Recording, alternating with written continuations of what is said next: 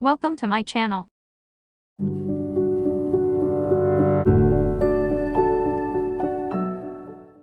मेरी प्यारी सी YouTube family को मेरा प्यार भरा सलाम।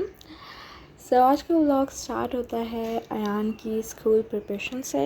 मैं अयान को रेडी कर रही थी और जब मैं इसके शूज़ लेने के लिए और बैग सेट करने के लिए थोड़ा साइड पे हुई तो मैंने देखा अयान सो गया था and he was looking really cute. So मैंने इसका ये एक छोटा सा क्लिप बना लिया। उसके बाद मैंने अयान के लिए ये सीरियल बनाया और खैर ये अयान ने खाया तो नहीं बिकॉज़ वो खाने में वैसे ही बहुत प्रॉब्लम करता है और उसको ये कुछ ख़ास अच्छा नहीं लगा था और ये फिर मुझे ख़ुद ही खाना पड़ा। इस वजह से ये मैं रिकॉर्ड भी अयान का मतलब इसके ऊपर कोई रिएक्शन था तो मैं वो रिकॉर्ड भी नहीं कर पाई अच्छे से। उसके बाद मैंने अयान को स्कूल पे ड्रॉप किया और जब अयान कभी ज़्यादा नींद में हो तो फिर इस तरह का अयान का रिएक्शन आता है जो कि काफ़ी फ़नी है। But his teacher told me कि थोड़ी देर के बाद ये जब बच्चों के साथ घुलता मिलता है तो फिर ये बिल्कुल नॉर्मल हो जाता है, फिर ये तंग वंग नहीं करता। तो ये जस्ट मदर के अपनी मामा के सामने इसका बस वो 2-3 मिनट्स का एटीट्यूड होता है। उसके बाद मैं घर पे आई तो मैंने सोचा मैं वॉशिंग मशीन भी साथ में ही लगा दूँ बिकॉज़ मुझे ये होता है कि अगर आप अयान घर पे नहीं है तो कुछ जो इस तरह के काम हैं जिसमें उसकी इंटरप्शन हो सकती है तो फिर मैं वो जल्दी से ख़त्म कर लूँ। और धूप में ही ये कपड़ों वाला काम मोस्ट लोग यही प्रेफर करते हैं कि ये दिन में ही ख़त्म हो जाए। तो खैर मैंने मशीन को ऑन किया, उसके अंदर जो भी कपड़े वगैरह डालने थे वो मैंने उसके अंदर किए और फिर मैंने कहा कि चलें अब आते हैं अपने कुकिंग की तरफ। कुकिंग का वही है कि डेली आप सोचते हैं क्या बनाएं क्या खाएं, यही इसी में हमारी दिन रात तमाम हो रहे हैं। मैंने सोचा कि मैं आज कोफ्ते बना लेती हूँ और बहुत डिटेल तो शायद ये आपको रेसिपी ना लगे बट मैंने कोशिश ये की थी कि चलें जो भी मैं मेन चीज़ें हैं मैं बता सकती हूँ वो चलें मैं आपको बता दूँ। तो हमारे घर पे जो बनते हैं वो बीफ के कोफ्ते बनते हैं। कुछ लोग चिकन के भी प्रेफर करते हैं बट हमारे यहाँ बीफ के कोफ्ते बनते हैं। उसके लिए सबसे पहले मैं कीमा लेती हूँ और कीमा मैंने जो है वो उसको अच्छे से आप ड्राई कर लें, मतलब अगर आप उसको वॉश करते हैं तो उसके बाद आप कोशिश करें कि वो अच्छे से ड्राई उसको कर लें और फिर आप उसको चॉपर के अंदर ऐड करें।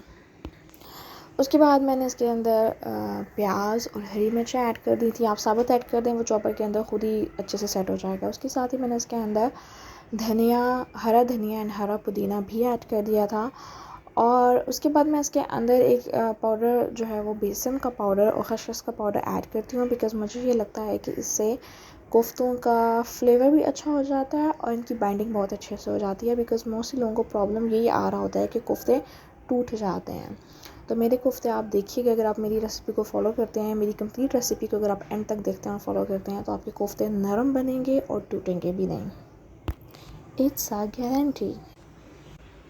उसके बाद आप इसके अंदर अपने जो स्पाइसेस हैं नमक, लाल मिर्च, खुश्क धनिया और थोड़ा सा मैं शान का जो कोफ्ते मसाला होता है थोड़ा सा वो भी ऐड कर देती हूँ। तो ये आप सारी चीज़ें ऐड करते हैं। उसके बाद आप चॉपर के अंदर इनको चॉप कर लें और ये अच्छे से आपका जो बैटर है ये पूरा कोफ्ते का ये रेडी हो जाएगा। अब आप इनकी बॉल्स बना लें और जितनी आपको यूज़ करना है आप यूज़ कर लें और अगर आपके पास एक्स्ट्रा बच जाती हैं तो आप उनको फ्रीज़र में फ्रीज़ कर देंगे तो भी उनमें कोई प्रॉब्लम नहीं आएगी। लाइक अगर आप नेक्स्ट टाइम उनको यूज़ करते हैं तो वो बिल्कुल वैसी की वैसी ही होगी।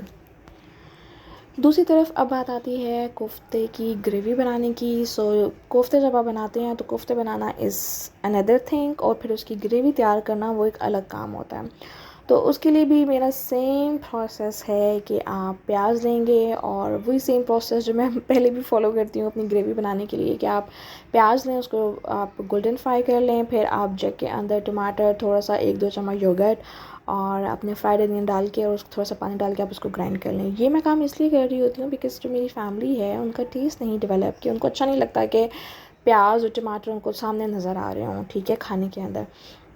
और नॉर्मली खैर कोफ्तों में तो ऐसा होता भी नहीं है। तो जब मैंने ग्रेवी बनानी होती है तो this is the best part या this is the best thing जो मैं ये कर सकती हूँ कि आप अपने प्याज को फ्राई करें और फिर टमाटर के साथ या दही के साथ, वो आपकी कम्प्लीटली आपकी चॉइस है कि आपको टमाटर और योगर्ट दोनों ऐड करना है या आपको एक चीज़ ऐड करनी है, ठीक है। और उसके बाद जब आप उसको ग्राइंड कर लेते हैं तो सही हो जाता है कि आपकी जो ग्रेवी है वो बहुत मज़ेदार बनती है और वो बिल्कुल उसमें कुछ नज़र भी नहीं आ रहा होता कि प्याज टमाटर कुछ नज़र नहीं आ रहा होता। तो ये बताने का मकसद ये था कि ऐसा ना होना कि ये बोले कि आप हर दूसरी डिश में यही कह रही होती हैं। तो भाई अब ये करना पड़ता है जब आपकी फैमिली की तरफ से ये चीज़ उनको अच्छी ना लगती हो तो फिर आपको इसी तरह से चीज़ें फॉलो करनी पड़ती हैं कि जिससे आपकी डिश अच्छी बने। तो खैर कोफ्ते के लिए तो नॉर्मली ग्रेवी बनती भी ऐसे ही है, पेस्ट फॉर्म में ही। सो सबसे पहले आप अदरक लहसुन का पेस्ट लें, आप उसको मैंने ऑयल के अंदर थोड़ा सा फ्राई कर लिया, उसके बाद अपना पेस्ट ऐड कर दें और उसके बाद जो भी आपके स्पाइसेस होते हैं, नमक, लाल मिर्च, खुश्क धनिया, थोड़ी सी हल्दी ऐड कर दें और साथ में मैं शान का जो कोफ्ता मसाला है मैं उसके 2 टेबल स्पून यूज़ करती हूँ। अच्छा, अब एक चीज़ मैं साथ में बता दूं कि मेरे कोफ्तों की क्वांटिटी बहुत कम है, मैंने बनाए काफ़ी ज़्यादा क्वांटिटी में हैं लेकिन वो ये है कि वो मैं फ्रीज़ कर दूंगी। लेकिन कम क्वांटिटी में इसलिए बनाए हैं कि दिस इज़ फॉर 1 पर्सन, ये एक इंसान की सर्विंग है एक टाइम की, ठीक है। तो ये इस वजह से इनकी क्वांटिटी काफ़ी कम है, वो आपको आगे नज़र आ जाएगी कि मैंने ये अभी एक्सप्लेनेशन क्यों दे दी। तो खैर जब मैं ग्रेवी बनाती हूँ तो बस अच्छे से मैं उसके अंदर थोड़ा सा पानी ऐड करके स्पाइसेस का और थोड़ी देर के लिए ढक देती हूँ ताकि मेरी ग्रेवी अच्छे से रेडी हो जाए।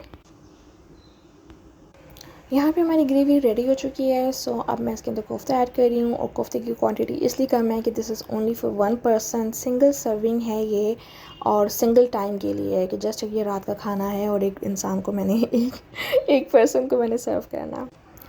और इसके बाद जब मैं इसके अंदर कोफ्ते ऐड कर देती हूँ तो मैं इसके अंदर जनाब 3 ग्लास भर के पानी डाल के मैं इसको हल्की आंच पे पकने के लिए 30 to 40 मिनट्स के लिए छोड़ देती हूँ। और जैसे कि मैंने आपको पहले भी बताया था कि जो कोफ्ते की रेसिपी जो मैं ये फ़ॉलो करती हूँ इससे मेरे कोफ्ते टूटते नहीं हैं और इवन जब आप एंड पे इनकी शक्ल देखेंगे तो ये बिल्कुल वैसे के वैसे ही होंगे और ये सॉफ्ट भी बहुत होते हैं बिकॉज़ जब आप 40 मिनट्स के लिए इनको पकाएंगे तो डेफ़िनेटली ये फिर सॉफ्ट तो हो जाएंगे लेकिन अल्हम्दुलिल्लाह ये टूटते भी नहीं हैं।